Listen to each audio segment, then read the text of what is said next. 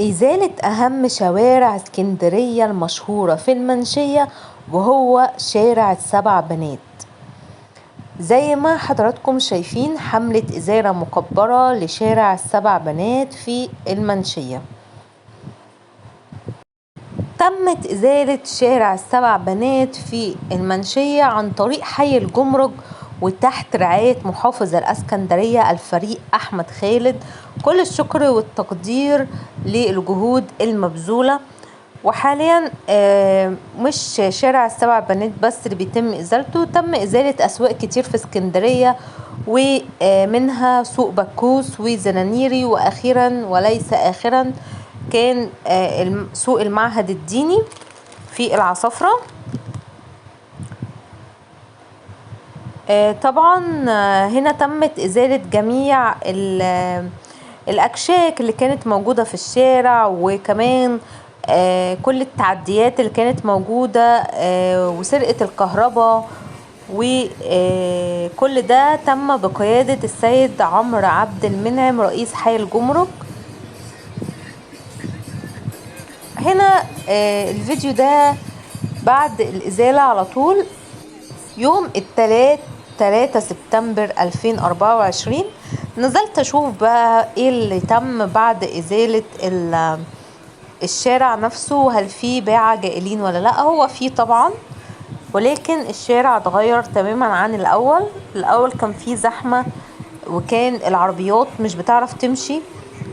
كان الشارع ضيق جدا من كتر الباعة الجائلين اللي موجودين في الشارع. بصوا دلوقتي حاليا الناس ملتزمة شوية عند الرصيف، مبقاش فيه بقى تكدس في الطريق وزحام، وان يبقى فيه بقى اشغالات والناس ما تعرفش تمشي ولا العربيات تعرف تدخل. يعني ده برضو ايه،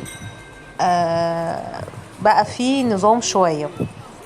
طبعا انا بدأت التصوير من داخل الشارع ال7 بنات، وهنا اللي على الشمال ده محكمة الحقانية.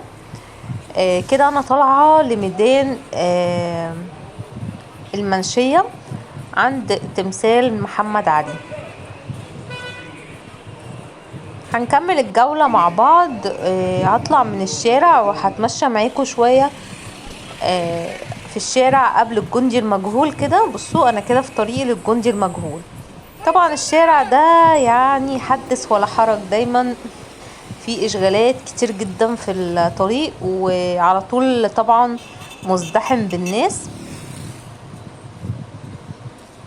ولكن هي دي المنشية طبيعي جدا يكون في زحام وناس كتيرة، لانها منطقة تجارية، وده امر طبيعي جدا يكون متواجد عدد كبير من الناس. كل ده لسه الطريق. طلعت من شارع ال7 بنات ومتجهة لميدان الجندي المجهول.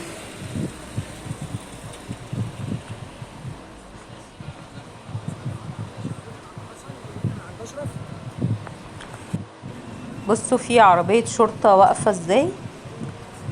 الحقيقة انا بشوف في اكتر من مكان بيكون في عربيات شرطة واقفة، دي حاجة كويسة يعني، لانه بيبقى امان اكتر.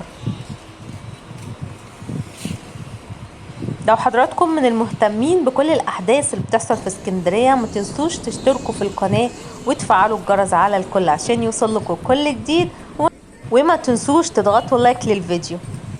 في معرض هنا للأدوات المدرسية، مبادرة من السيد الرئيس، لو حابين تيجوا تجيبوا حاجات المدرسة يعني.